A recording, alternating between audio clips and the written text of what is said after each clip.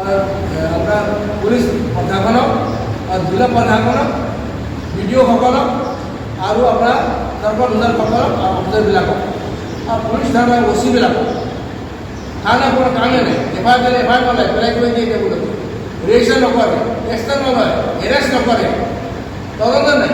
Election commission কিমান মিডিয়াত বিভিন্ন ধৰণৰ ৰিপোৰ্ট কৰা হৈছে। আজি অন্ততঃ শোণিতপুৰ আপোনাৰ বহুত জিলাত ফ্ৰেছ নিৰ্বাচন হ'ব লাগে, নতুনকৈ নিৰ্বাচন কৰিবলৈকে ল এণ্ড অৰ্ডাৰ মানে নাই। ৰুলিং পাৰ্টিৰ অটোবিলাকে, নেতাবিলাকে, ঘেৰণীয়া গুণ্ডাবিলাকে যি কাণ্ড কৰি এইটো মানি চলিছে কথাখিনি অত্যন্ত দুৰ্ভাগ্যজনক।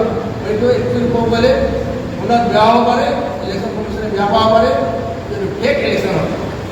তেনেকৈ ইলেকশ্যন কৰি লাভ নাই।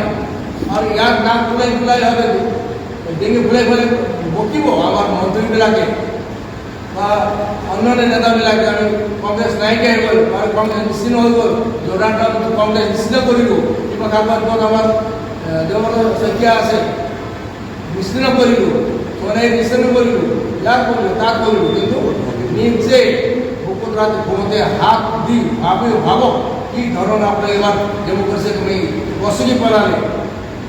হাতীয়ে তেনেকৈ মানুহ তেনেকৈ নগছে, তেনেকৈ ডেম'ক্ৰেচি মাৰি পেলাইছে, গণতন্ত্ৰ মাৰি পেলাইছে। এইটো চিন্তা কৰক BJP নেতা কৰ্মী। ময়ো BJP RS কৰি এনেকৈ নিকৃষ্ট পলিটিক্স বাজপেয়ী ডাঙৰীয়া থাকলৈকে, আদৱানী ডাঙৰীয়া থাকলৈকে, মনমোহন যোশী, সুস্মিতা মহাজন আৰু আপোনাৰ কি সুষমা স্বৰাজ, অৰুণ জেটলী থাকলৈকে হোৱা নাছিলে। সৰ্বানন্দ সোণোৱাল ডাঙৰী আছিলে, কেতিয়াও হোৱা নাছিল। কিন্তু এইবাৰ অত্যন্ত দুৰ্ভাগ্যজনক কৈছোঁ মই গোটেই অসম ৰাজ্যিক আজি মই আপোনালোকৰ মাধ্যমেৰে জনাইছোঁ, এইটো নিৰ্বাচন নহয়, এইটো ফেক নিৰ্বাচন হয়।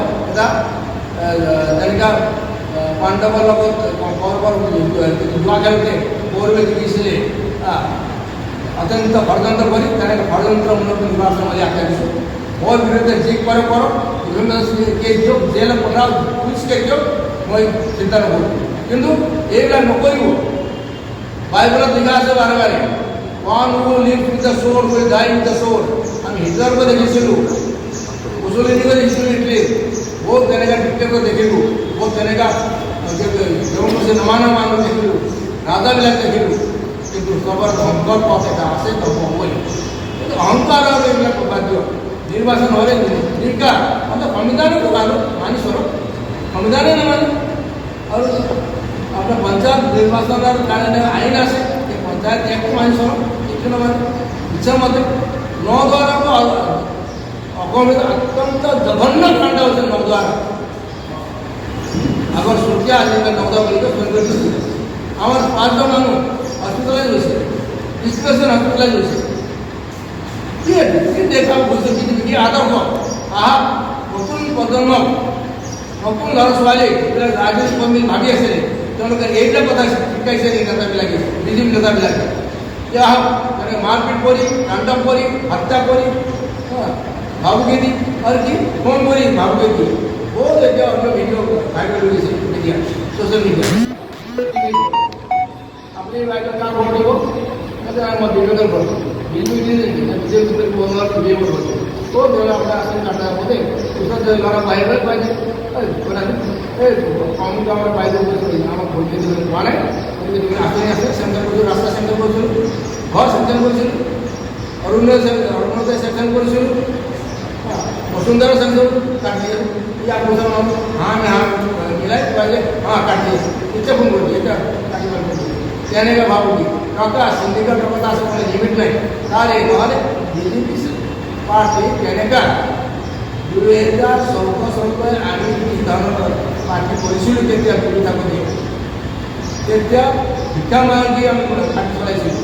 আজি ৰিচেষ্ট পাৰ্টি ইন দ্য ৱৰ্ল্ড যেনেকুৱা হ'ল আমেৰিকাৰ দুটা পাৰ্টি হোৱা নাই, ইংলেণ্ড হোৱা নাই, ফ্ৰান্স হোৱা নাই, জাপান জাৰ্মানী হোৱা নাই, তেনেকুৱা কিন্তু 8 বছৰ 9 বছৰ ৰিচেষ্ট পাৰ্টি ইন দ্য ৱৰ্ল্ড হ'ল।